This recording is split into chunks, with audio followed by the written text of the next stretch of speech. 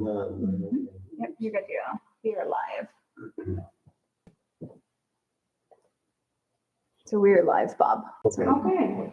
Well, yeah, it's Molly doing She usually stays with the. Well, I'm happy to do the introduction. So I'm Rebecca Hopfinger. I'm the executive director here at the Antique Boat Museum. And tonight we have the pleasure of Bob Wills, who is president of the Hudson River Ice Yacht Preservation Trust. And one of the things that Bob and I met earlier today for about a 90-minute conversation to just catch up and understand about one another's organizations. And, you know, for the Antique Boat Museum, we always enjoy having other museums or trusts or groups affiliated with on-the-water activities or on the ice activities, in this case, frozen water, be part of the ABM. And Bob had a fabulous idea to exchange burgees. So we have our ABM burgee here, and Bob, who actually told me that he stitches these burgees himself. So this is a man of many talents. And it was part of our pep talk. Bob, you have to stop doing stuff like this and start developing your organization. So on an official, I guess, exchange of burgee, Bob. All right. Thank you so much for being here tonight. Very well. It was wonderful being here. Yeah. Thank you. And here's our burgee. And they're very fine stitching. He does a great job. And a little bit of history of that. The Hudson River Ice Yacht Club was formed in 1885 by people in Poughkeepsie, including John Roosevelt, FDR's uncle. So our club has been around since 1885. And the burgee with the club is white stripes with a red element going across. So in coming up with a design for the trust, I switched that around a little bit. The yellow, I chose gold because we're all in our golden years. And switched around the stripe a little bit. So there's some connection, but a little bit different. So. It's fabulous. Thank you. All right, yeah, and thank you. And I'm looking forward to hearing you. All right. Well, hi, everybody. Thanks for coming, and thanks for ABM for contacting us and getting in touch and providing us the opportunity to talk about ice boating. We love talking about ice boating because we can't do it so much anymore, but we try every chance we get. So just to start a little bit, I chose a couple of pictures about what we're doing and the similarities between the Hudson River and the St. Lawrence. So both commercial waterway, international commercial waterways that we all have to deal with in one way or another. So here's a picture. This was from about 2006. This is at Rhinecliff, New York, about 70, 80 miles north of New York City. Happens to be where I live.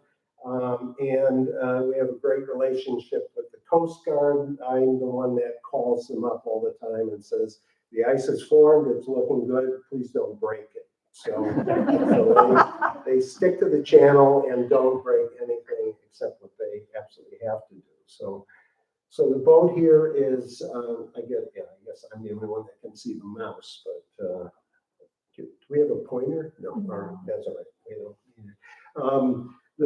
The ice boat there is Orion, and it's from 1906, and it was designed by a gentleman named Percy Ashley, who was enamored with ice boats from 1880 to 1910, and it was built by the family that owned the Malden Brickyard in Saugerties, New York. So that's kind of a well-crafted but homemade ice boat. It spent many years on Long Island and sailed on Long Island and Lake Ronkonkoma. And the owner, as he was settling his estate, said he wanted it to come back to the Hudson Valley. So I had an opportunity to acquire it.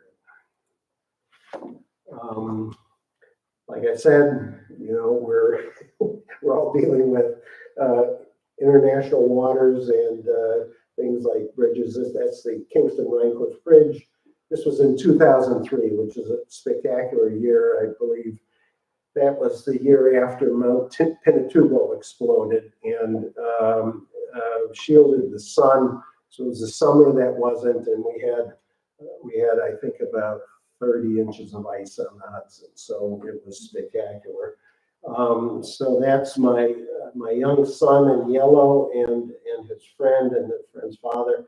And that is KRISS. That's a John Roosevelt boat, a smaller boat of his that he designed with a large cockpit as a family boat. So it's interesting design that harks back to older designs, but I'll get into that in a little while. And here again, this is Orion once again, and that's one of the bulk carriers that's in the channel, which is over on the west shore of the Hudson. This is at Barrytown, New York. So about 90 miles north of New York City. So how did this all happen? How did it all start? And in the Hudson Valley, we had Dutch settlement, and the Dutch always enamored with skating and use of ice. They're the ones that brought this what was not a sport at the time. It was just a utilitarian activity to transport goods in winter. They would put skates on the bottom of their hulled ships and transport goods when they could. So they were doing that in the Netherlands and also in the Hudson Valley. So this is from, I don't have my bifocals on, but 1768, designed by Frederick Heinrich Chapman, one of the first naval architects. So this is a document that reflects what we saw in the previous picture. The hulled ships that have a runner plank attached to them with skates on it, and then a skate mounted on the rudder of the ship. And this design captured the imagination of Ben Franklin. And Ben Franklin communicated with the Dutch. He wanted to do something with this interesting activity here in the U.S. So he did this drawing of what he thought of an ice boat after he got documents from the Dutch, and started experimenting here. There's also a story about in the War of 1812, there was an effort to use an ice boat loaded with explosives, sailing across the ice and blow up one of the British ships that was locked in the ice in Lake Champlain. I don't have any documentation of that. As of right now, that is a rumor. You can quote me on, but there's a lot of rumors that float around regarding the history of the sport. And even today, the same idea, much smaller and just for recreation, is used by the Dutch. This is a contemporary picture of the same style of boat that's used in Europe, Estonia, and the Sweden and such, but this interesting Dutch design. And as far as sailing here, 1821. I hate reading off slides, so excuse me, but I will read this a little bit. The Athens ice boat, which lately made a trip to Albany, 30 miles in 1 hour and 32 minutes, is of a triangular shape with two parallel runners, a rudder, bowsprit, mainsail, and jib. With a strong wind, it will sail with the greatest velocity, either before the wind or against it, with 10 persons on board. So 1921, 1867, this New York Tribune article spoke about the first ice boat of any note built in 1833 in Poughkeepsie by Edward Southwick. So a little bit, obviously, after the Dutch inspiration, but captured the imagination of people. They're like, these things go really fast, so let's play around with them. And even though there were organized clubs, there were many just home-built experiments that were going on to see what we get, and see how to go faster on the ice. So this is different. Hank Ward is running this ferry, and if I was on that boat, I would get off before it went any farther, because you can see he's hiking up on one runner, and he's got all those sheep and passengers in the boat. This is obviously an artist's imagination going wild regarding the stability of ice boats. But anyway, then this story, I think this was from a Poughkeepsie Daily Eagle, about the ice boaters in Poughkeepsie, which were organized. They had now formed the Poughkeepsie Ice Yacht Club in 1861. So this is 1866. They got together a couple boats and sailed from Poughkeepsie all the way to Albany, and stopping at different points along the river, stopping in Rhinebeck, Tivoli, Athens, and Hudson. The weather was ideal. The ice was smooth, except for a few places, and the wind was strong. So this was published in newspapers around the world. We have articles from Hawaii, Europe, and this was, something no one had ever done before, especially in that short span of time. Now, railroads were being developed, obviously, at the same time. But there were no cars nor airplanes. So the speed of these boats captured everyone's imagination. They were the fastest vehicles on Earth at the time. And this was the boat that traveled from Poughkeepsie up to Albany. Hayes, Aaron Innes, who's mayor of Poughkeepsie, boat from 1860. And I'm showing this for a couple of reasons. Just to give you an example of the boat itself, what made the trip, but also I want you to see some of the design elements here. First of all, you have a tremendous amount of sail area. You have a tremendously long boom, a lot of sail area behind the stern runner. You also have the mast stepped right above the runner plank here and the runners. So for those of you that sail, if you take the area of both sails, you see the center of effort of the sail is somewhere close to the back of the boat, which makes it very unstable. I'll get into that in a little while. But ice boating, like I said, captured everyone's imagination. So you not only had boats sailing around and racing, you had thousands of people on the ice. Poughkeepsie was the center of the sport at the time. So similar to today, you got to be very careful because you have dogs running around and people running around. You got to be careful when you're sailing and racing. Certainly, when you have a lot of folks just spectating. But this same interest we experienced through time, even to today. This is 2003. We're sailing down at Red Bank, New Jersey. Another fantastic year. We had some great racing down there. Is that a lateen rig? Say that again? The one in the back, is that a lateen rig? Yes, it is. Yeah, and I'll get into that. We have one lateen rig boat that we still sail every year. It gets out on the ice, called Vixen. Interesting story there.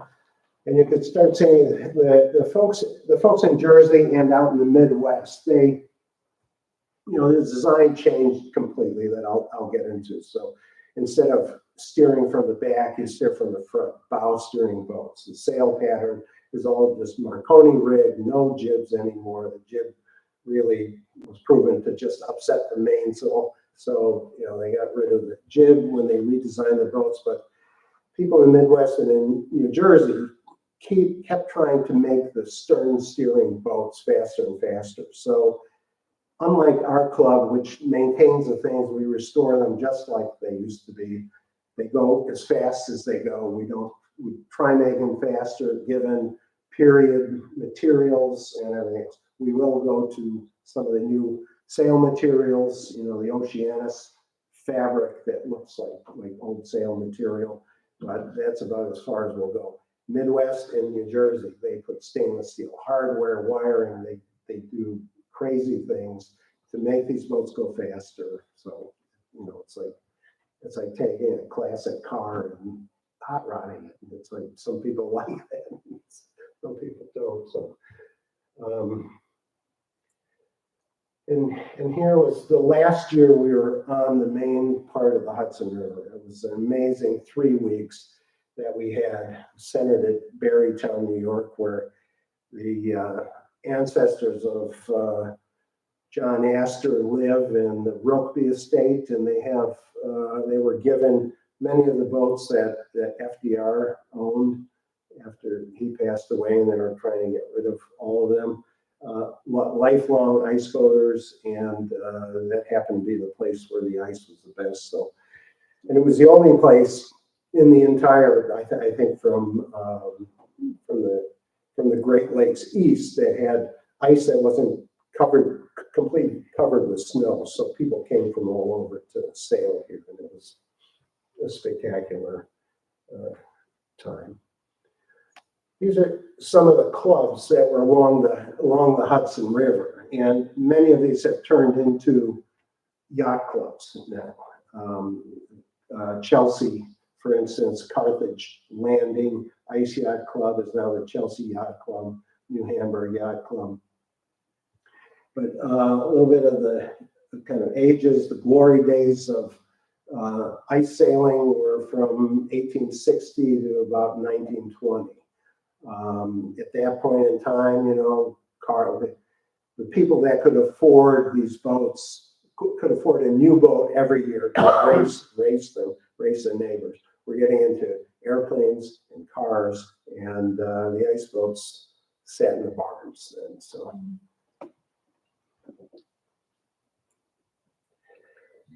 and what happened? How did ice boating spread? Right up until, you know, the 1870s, 1880s, it was centered in the Hudson Valley, and other people, it was kind of spotty doing the sport. But a gentleman, I'll get into his biography a little later, but this boat, Whiff, was built especially to display at the 1876 Centennial Exposition in Philadelphia. Here it is in the machinery hall. It was a spectacular boat, the finest ice boat in the world. And of course, thousands of people came to see the boat, but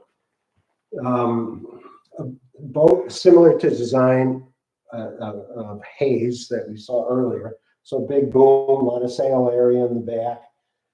The mast stepped over the rudder plank on this structure here. And another element was this rails, side rails, they're called. And the style of boat is called a side railer. The rails go around the cockpit and back to the other side to support the cockpit. So a couple things. You have a very heavy boat. You have a lot of timber there. This is an iron bar that attaches to the bowsprit. Aside from all that, this was an amazing boat. The cockpit is all inlaid walnut and spruce, and just the finest woods. There's this dragon, griffin, whatever, that was carved through the front of the boat. The bowsprit was gilt, and people that came here, especially we've heard from people in the Midwest, from Madison, Wisconsin, it was because this boat was there that ice boating took off in the Midwest, in Madison, Lake Mendota, and the other lake there. It's still the hotbed, the center of ice boating in the country is right there in Madison.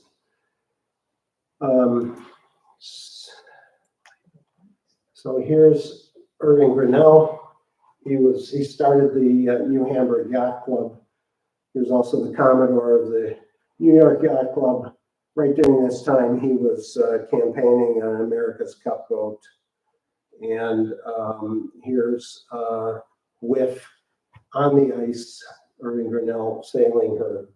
It's a fantastic boat that we have restored in the club. One of our members is now carving the dragons, the griffins for the front of the boat. But this gets out on the ice every year, and it's also shown in the video that's running at the display in the Dodge room out in front.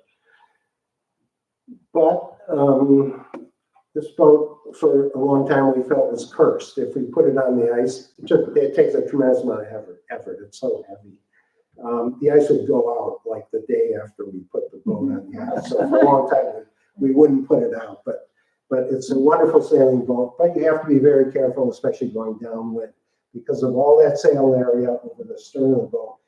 As you're jibing, it has a tendency to just let loose and you flicker or do a 360, throwing everybody out of the cockpit. But here you can see a little better these side rails.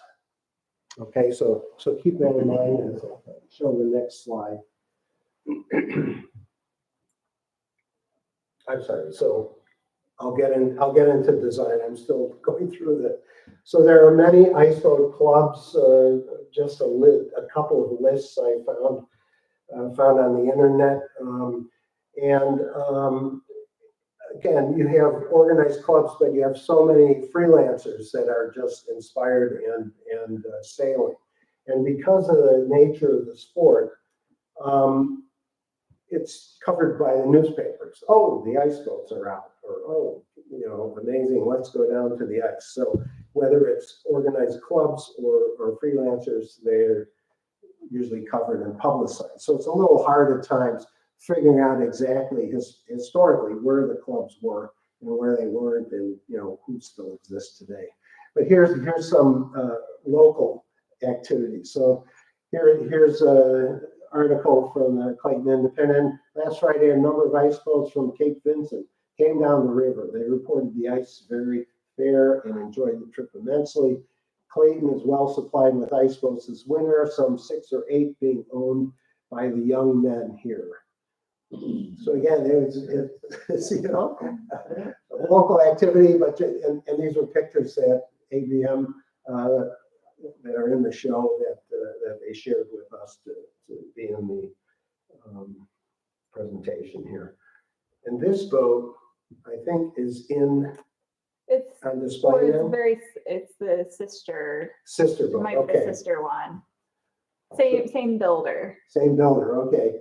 So Alexandria Bay Sun, 1983, but it's recounting this wedding that happened on the ice 35 years previous. They took this boat that was designed, the big aircraft engine behind and propeller, and the hull is designed so that it can go over ice, but then go into the water and then pop back out onto solid ice. Very similar to a boat called a scooter that sadly I forgot to put in the presentation, but a scooter looks like one of your punts, or it's kind of an oval boat, no tiller, or like the skiff, St. Lawrence skiffs. Jib, mainsail, and it was used to service the lighthouses on Long Island Sound. So loaded with goods, and one or two people would stand on the hull and manipulate the jib and the mainsail to make their way across the ice. But obviously you couldn't have a tiller because it would get torn off as it hopped in and out of the water onto solid ice. Another newspaper article I saw, the famous locomotive 999, the pride of the New York Central, is no more. It's now running in the Cape Vincent branch of the St. Lawrence Division as a freight engine. Can't read it from this angle. She's lost her identity by Removing maybe? building engines on the St. Lawrence and Ontario Division, etc. She hardly runs over 30 miles an hour now, but she did run 100 miles an hour back at the time, and there was the articles about ice boats racing the 999 on the main line of the New York Central along the Hudson River.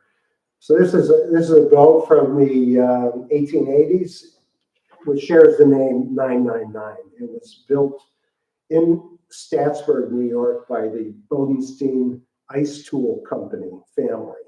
So all of the unifying metal parts of the boat were created by blacksmiths at the Bodenstein Ice Tool Company. They were used to make ice harvesting tools. They wanted to get into sport, so we still sail this boat today as well. So just a little connection there. And here's an interesting story. The police in Grosse Pointe, Michigan, were using ice boats to catch contraband alcohol that was coming across the lake from Canada. So that's an interesting.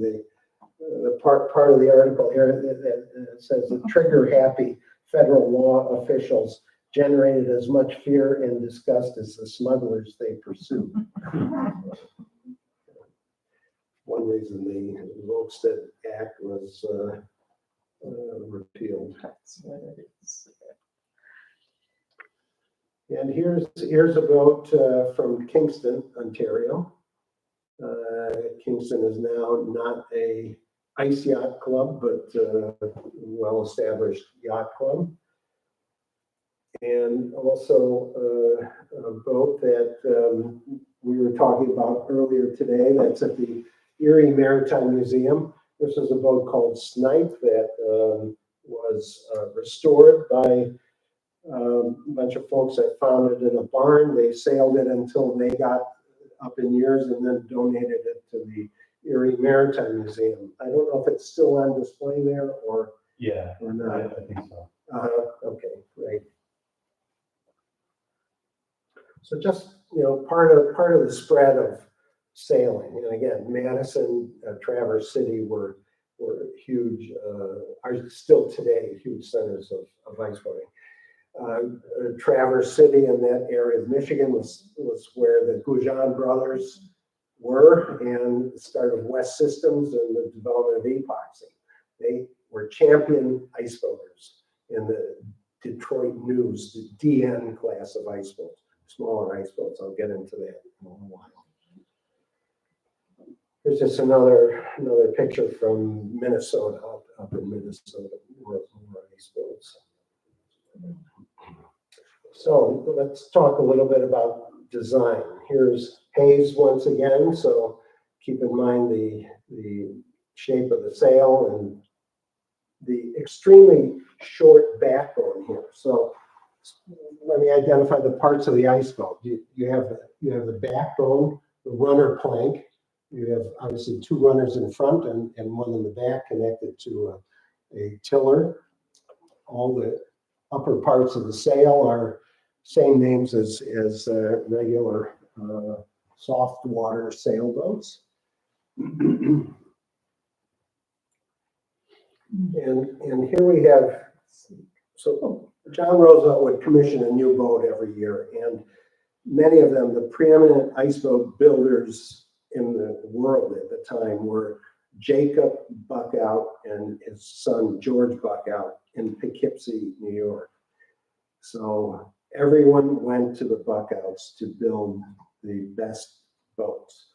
They built WIF, which we saw earlier, and they built all of John Roosevelt's boats. So here is Icicle. And Icicle, this version of Icicle was the largest ice boat ever built. It was 1,060 square feet of sail.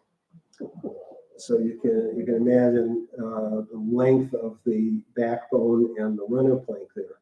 And again, you see the size of the jib and the mainsail, the overhang of the mainsail. Roosevelt, I believe, only sailed this once or twice, and then he took the whole thing apart and redesigned it with a smaller sail. So people realize bigger is not better with these boats. So there are classes of stern steering ice yachts. You have the largest boats are 600 square feet of sail and larger, and then you step down through the classes, 300, 200 feet, and the small boats that are around 100 square feet of sail. But people realize that the design has to change. It's not so much the power of the sail that is getting forced down to the ice. And this was a revolutionary boat that came from Athens, New York, called the Great Scott and renamed Robert Scott. So some things that happened here, I forget the date of this, is probably 1880, the invention of woven wire cable. So all of a sudden you have eliminated the weight of the lumber that went around supporting the cockpit. You have woven wire galvanized cable tying the crossbow shape into a diamond pattern. You have a cockpit that's a small cockpit, just an oval cockpit in the back of the boat. And the other key thing, the mast is now stepped farther forward, so you get the center of effort of the sail somewhere here closer to the runner plank and the point of the boat where you can most resist the sideward force of the wind. So this was revolutionary. All the boats changed design to this pattern after this boat came to Poughkeepsie and beat everybody in the Poughkeepsie Club. So, and here you have the two gentlemen that were instrumental in ice boating. Archibald Rogers was also, I believe, the Commodore of the New York Yacht Club. In 1893, he was campaigning Colonia in the America's Cup. Or it was one of the challenge boats. He did not win. The Iceland boat won. I forget the name of the boat, but and John Roosevelt. They were next door neighbors. Archibald Rogers and his children were best friends with Franklin Roosevelt and inspired Franklin Roosevelt on all of his lands, a 1,000-acre Springside estate that Roosevelt had, to scientifically forest his land. So a lot of the tulip trees and such that Roosevelt planted were because of the inspiration of Archie Rogers, who was also one of the key people in, I'm not sure if he was with Teddy Roosevelt as well in the Spanish-American War, but I know he was part of the trophy hunting organization. I forget their name, but he was one of the founders of that, measuring the antler size, and can't think of the name. Anyway, next door neighbors, friends, and they challenge each other every year with new boats. Who's gonna be the world champion? So here's Archie Rogers' boat, 1892, Jack Frost, 750 square feet of sail, but of that new design. So, and here's John's last icicle, 1883.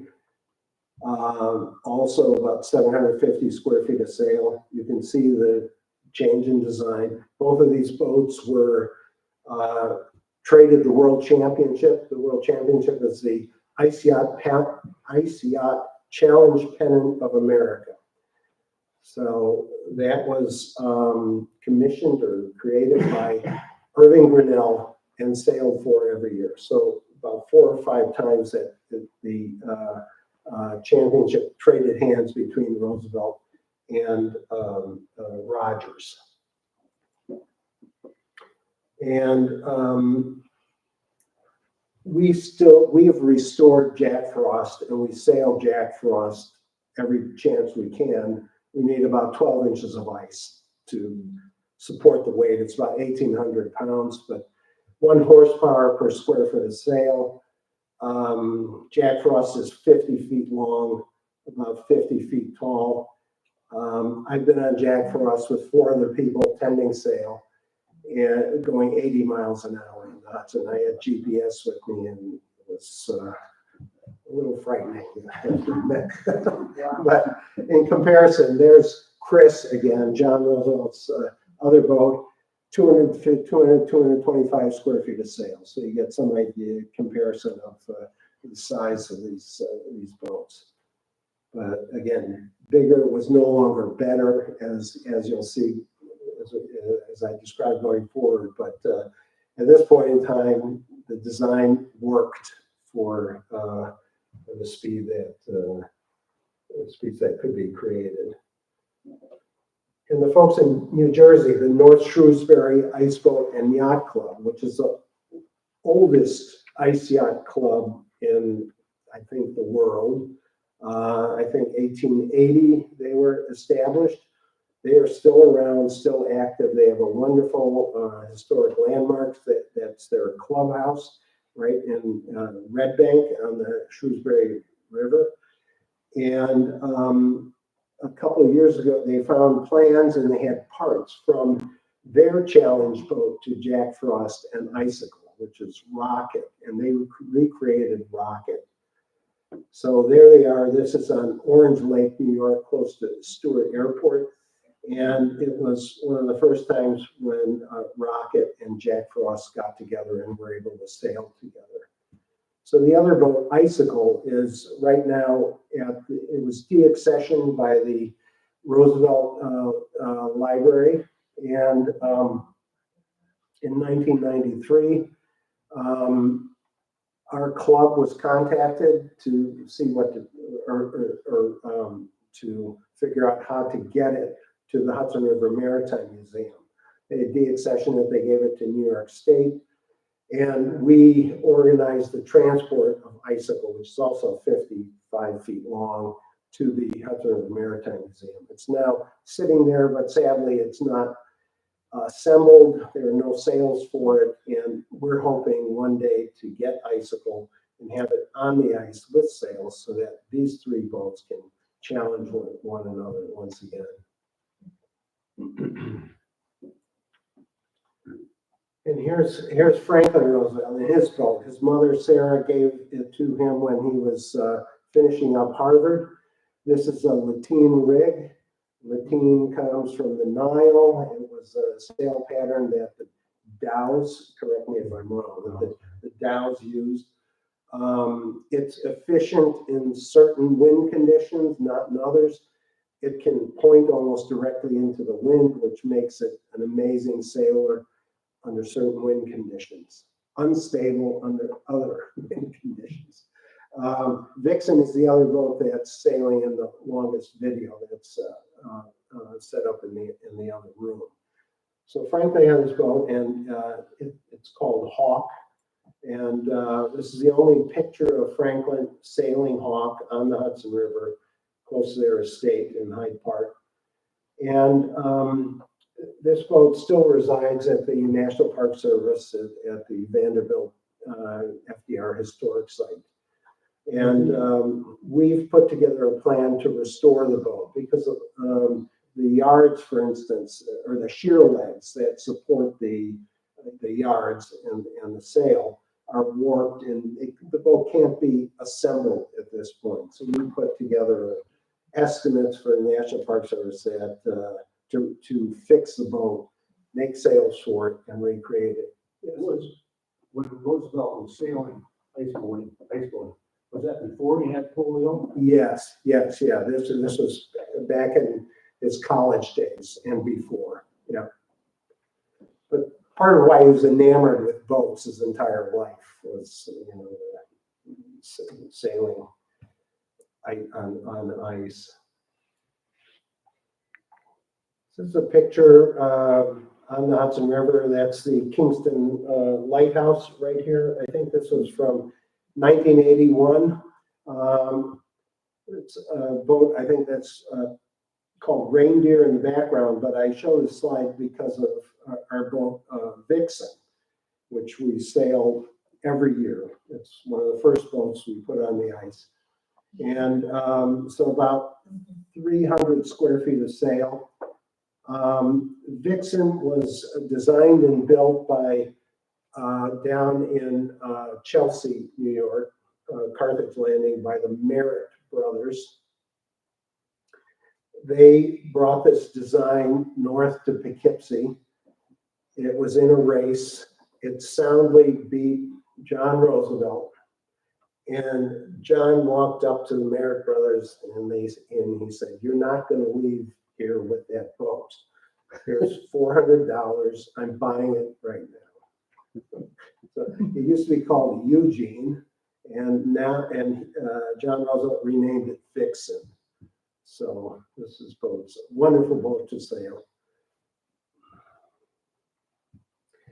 So racing's going on, and times are advancing, and here's a picture of the Ice Yacht Challenge pennant of America.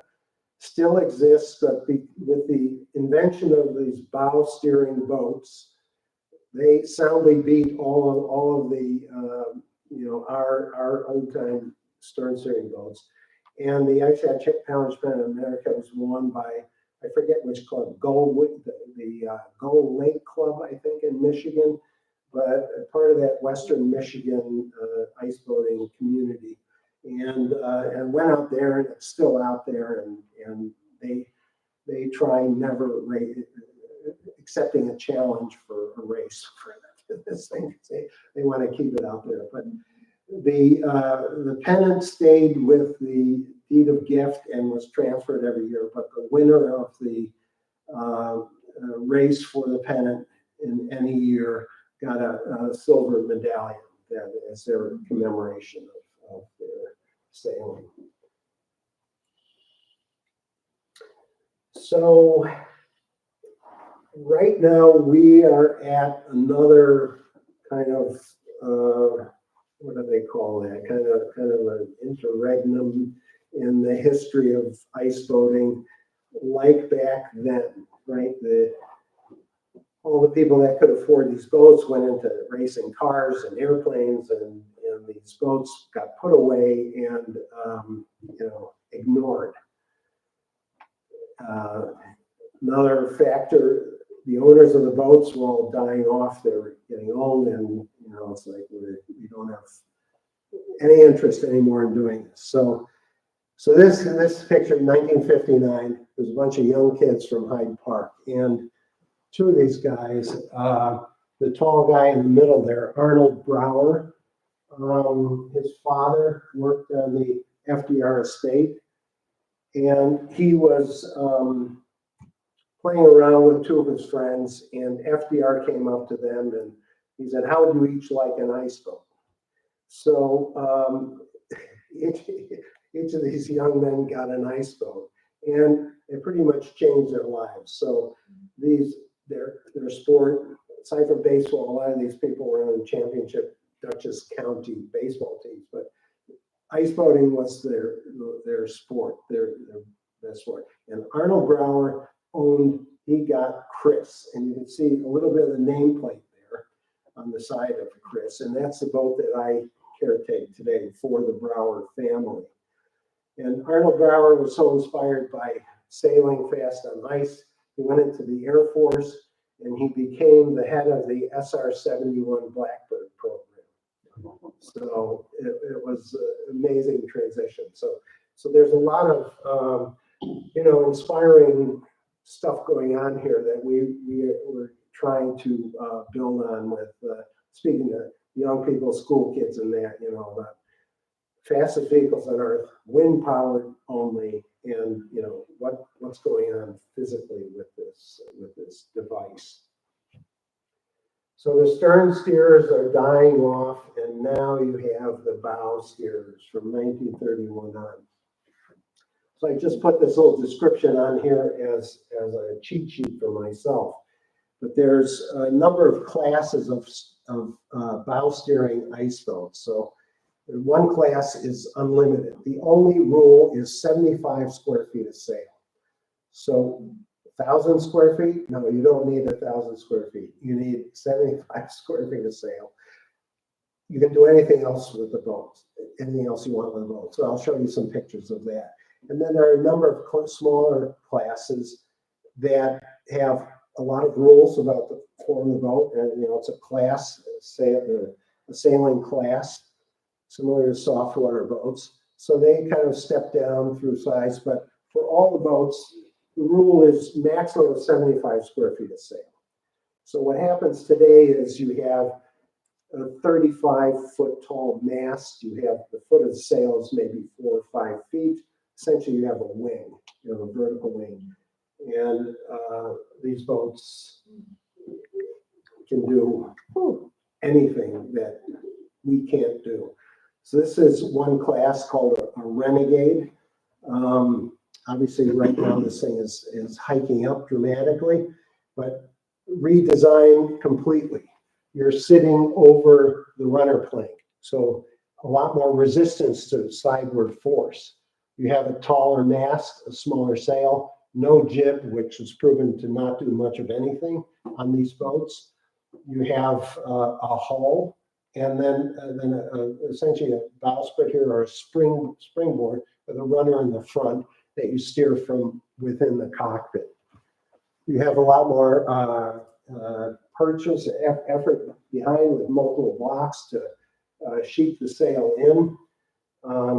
Here, this was from the 30s. So you see the mast isn't quite that tall yet, and the foot of the sail is quite large. But these continued developing. There's another class called Bowcraft B skeeters.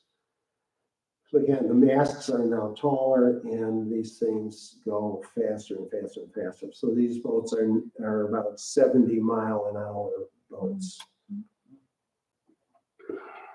And the mast is a rotating wing too, is it not? Yes, it's on a gimbal. Yes, yep. And here's another class called Yankee. There are many configurations of these skeeters. Skeeter from mosquito. They look like mosquitoes.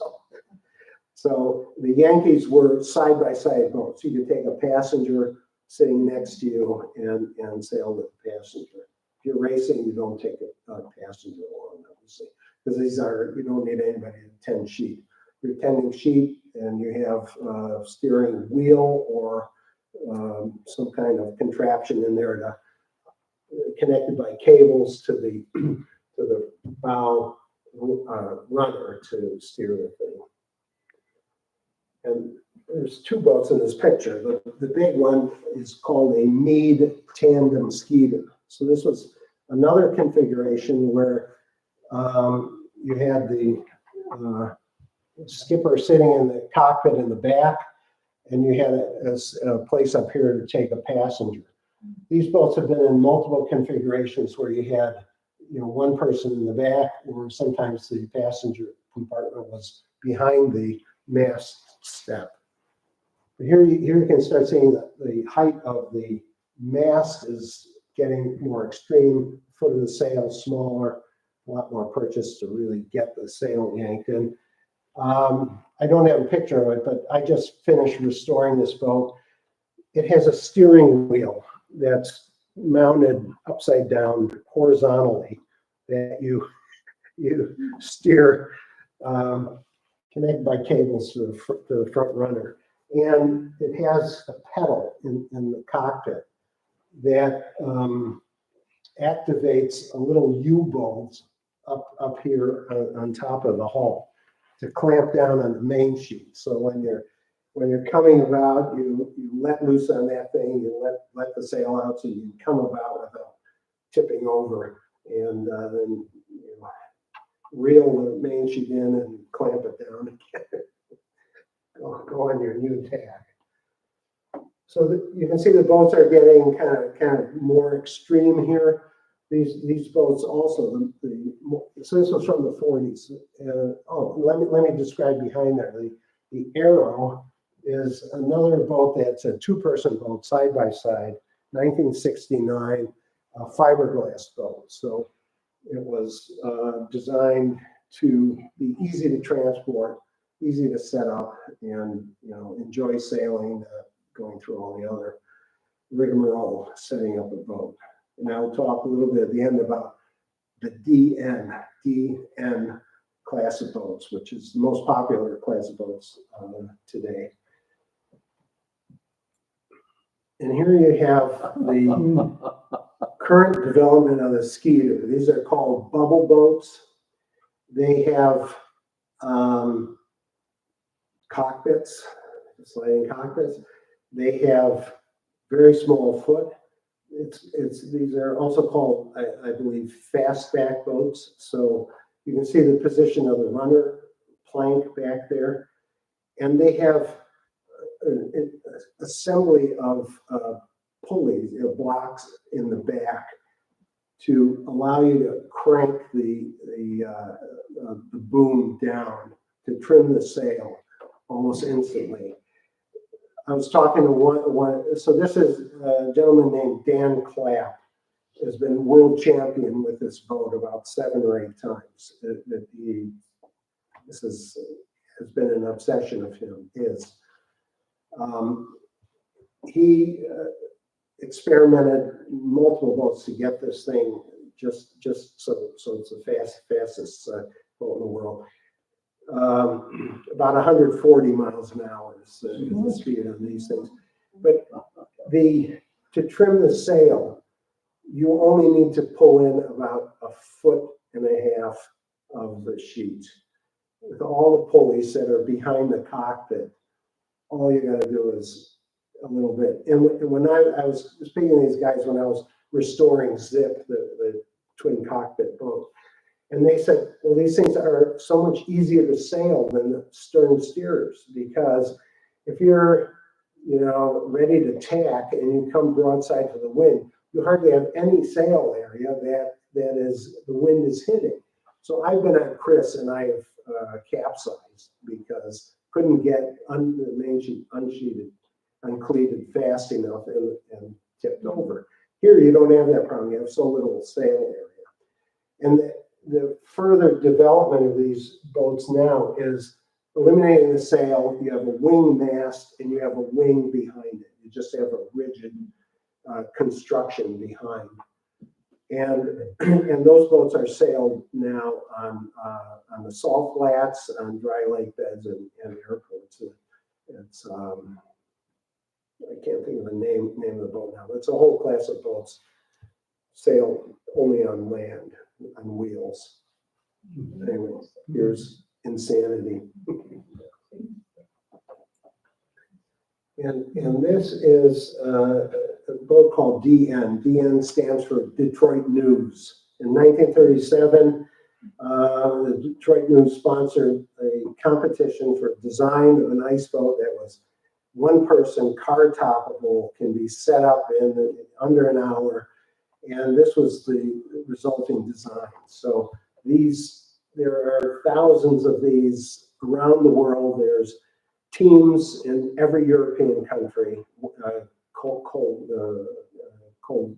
weather European country, as well as across the U.S. And these boats now strict class rules regarding weight and size of everything, but some of the refinements that have happened from the beginning. These originally had aluminum masts and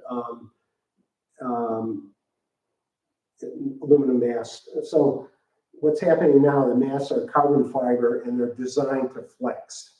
So the designers of the masts lay up the carbon fiber in such a way that they can predict where the bend of the mast is going to be to, again, increase that airfoil shape and the wing shape. So these go about 60, 70 miles an hour now. They're raced for the world championship of ice boating.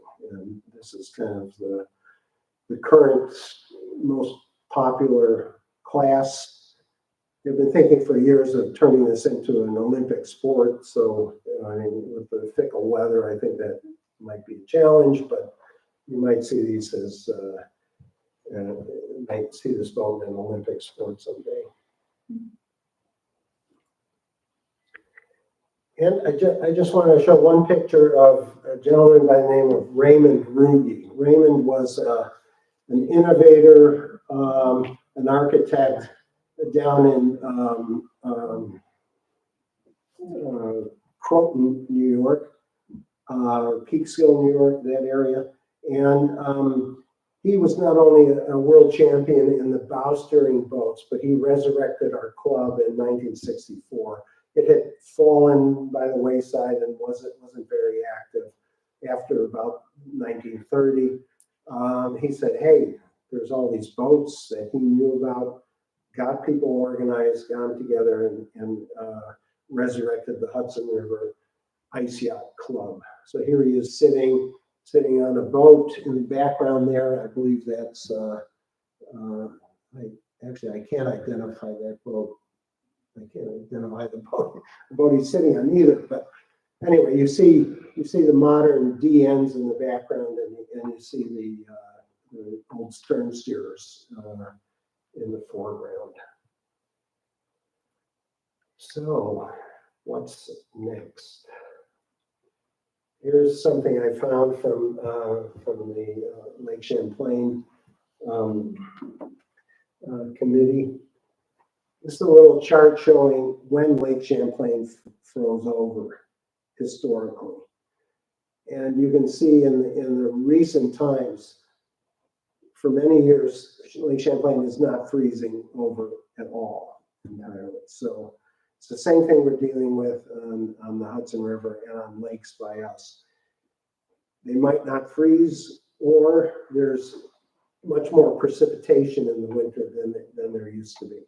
So we can't sail through more than about 2 to 3 inches of snow. So we have to wait until that sublimates.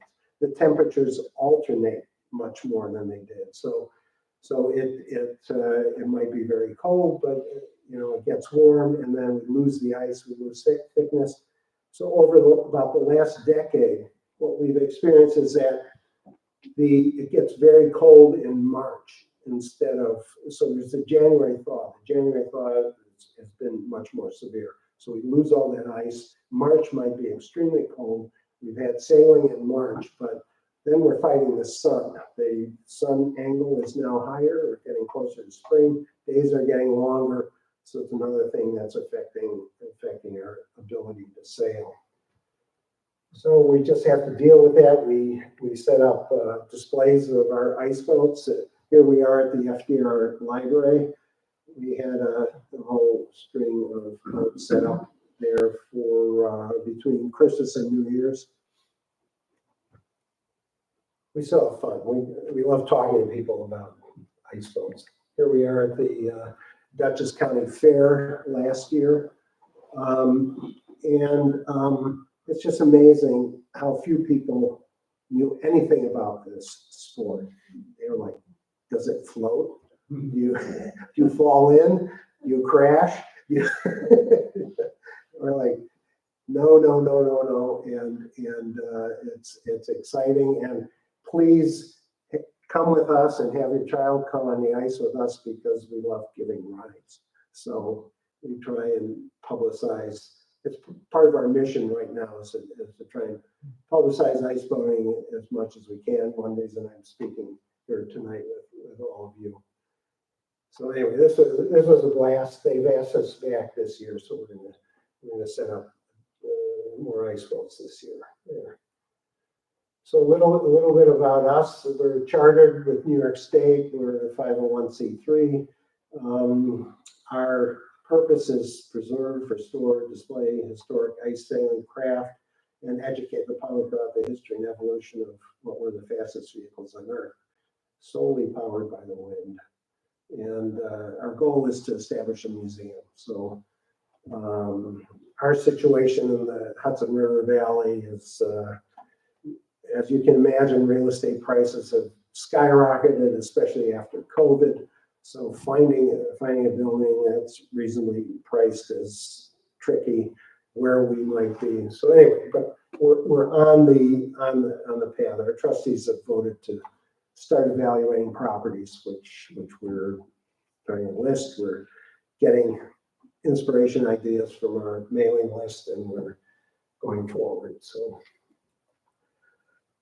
and that's about all I have. So that's a great day on the ice, right on the Hudson River once again. So here's a little bit of our contact information and people that have helped me put this together.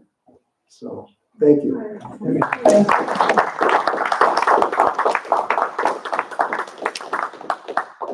Ask away. Is there anything special about the runners or the blades or whatever? Yes, yeah, that's Sharp? very sharp. So the historic boats, you have a cast iron shoe on an oak usually top. Price of the runners are about 5.5 feet tall or long, and depending on the conditions, people have multiple sets of runners. But on sharp ice, you're going to have a 90-degree angle sharpened to a razor's edge to go on hard ice. For soft ice or snow ice, the angle is increased a little bit, so it's a little broader angle, kind of ride over that stuff. But DN's sailors, again, their racing rules are very, very particular. You can only bring 2 sets of runners onto the ice with you when a race is happening. And you can make the choice that morning which set you're going to use. But their runners are different. They have I believe, an aluminum or stainless top that stiffens a stainless steel piece of metal. I would say roughly 3/32 of an inch thick, and that again is sharpened to razor's edge.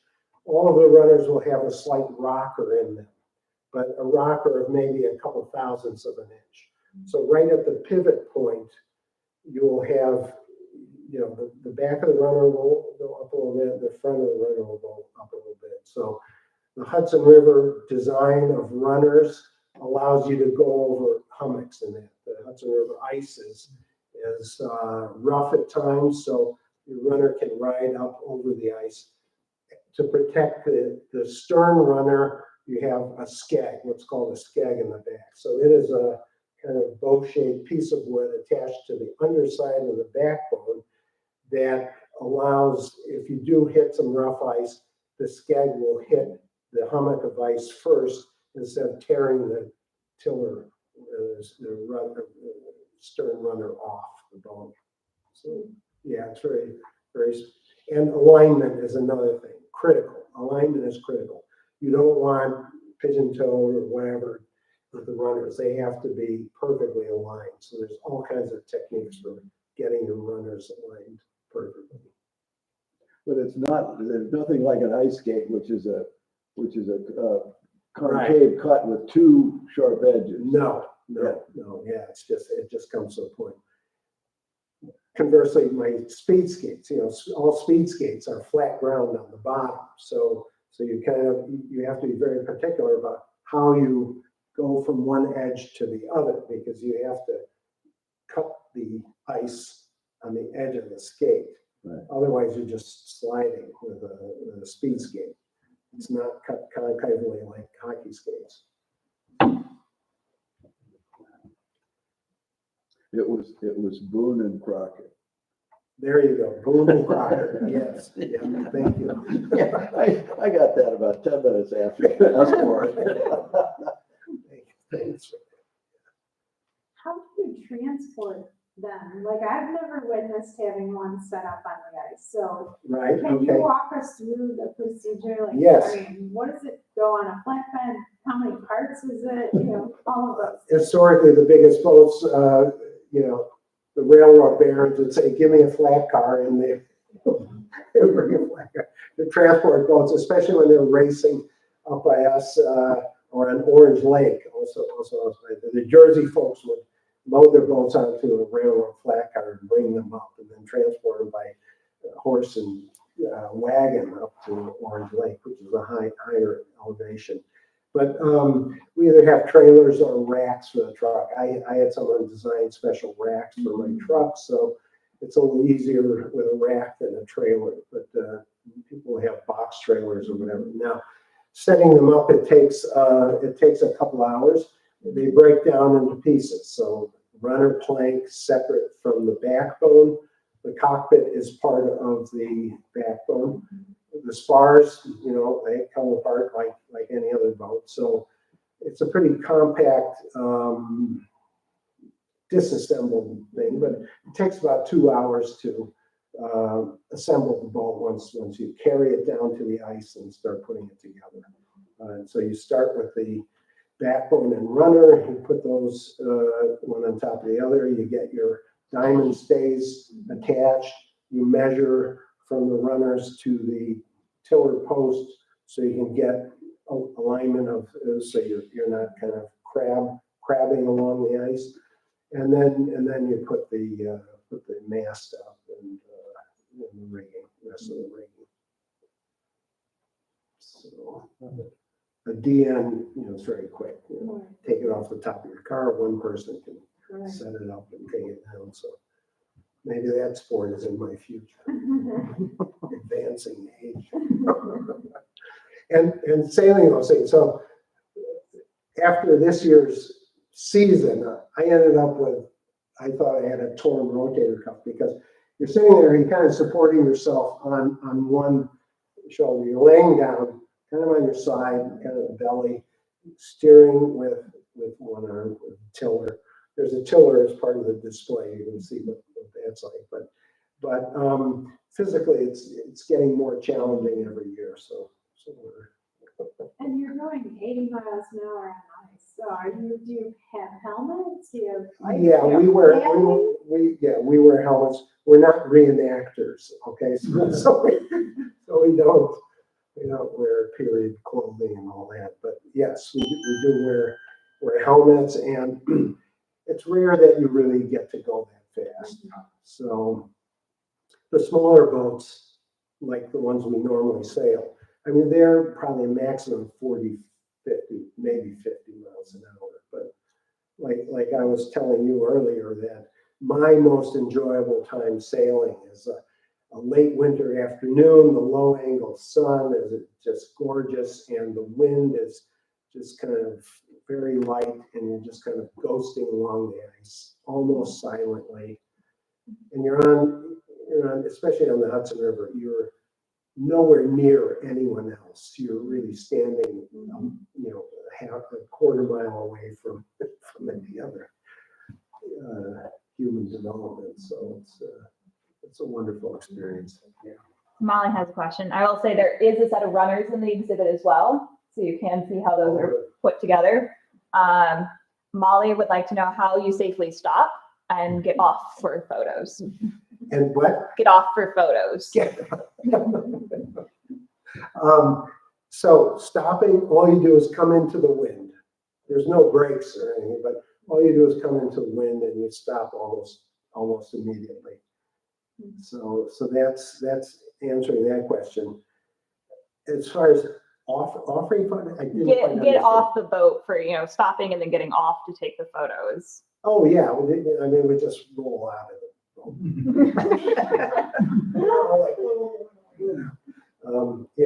We just kind of come up. And obviously, we're generating a lot of interest, especially with the shows. So this year and the year before, we had shows at FDR Library inside a wonderful room. It's a 35-foot tall ceiling, and it's large enough. We set 3 small boats up inside, which is a lot better than outside because we have the sails up.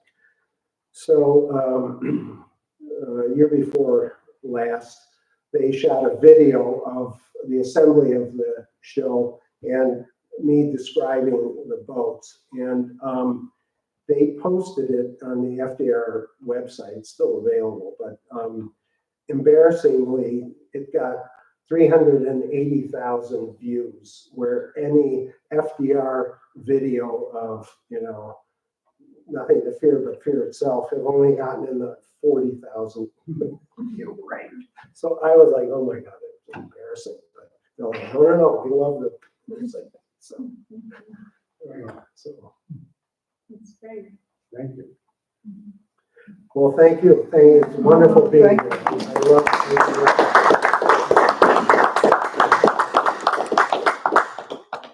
So you'll call us when there's good ice and we can. Absolutely, yes. Or you call us. I Yes. mean, we have traveled to Lake Winnipesaukee and Great Sacandaga Lake, but even there, so Great Sacandaga Lake, 2 years ago, a bunch of us went up with our crack boats and box trailers and everything. They get up there, they set the boats up, and they had 1 day of sailing before the ice went out. They were supposed to go up this year. They went all the way up there, and they would not let them on the ice. Great Sacandaga Lake has this huge ice fishing tournament every year, and they canceled it this year because not because there wasn't safe ice, but because most people that ice fish drive onto the ice. There wasn't the thickness to drive on the ice, so they canceled that. They said, no, you can't go on the ice. So it's been just it's become a much more fickle sport than it even was a couple of years ago.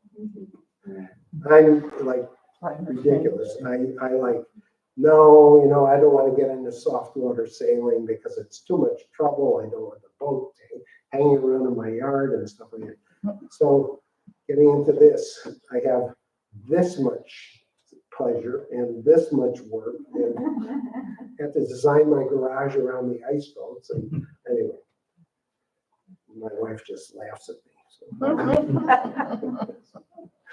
Thank you so much. All right, thank you. Thanks for There is a display out here. I must have missed it. I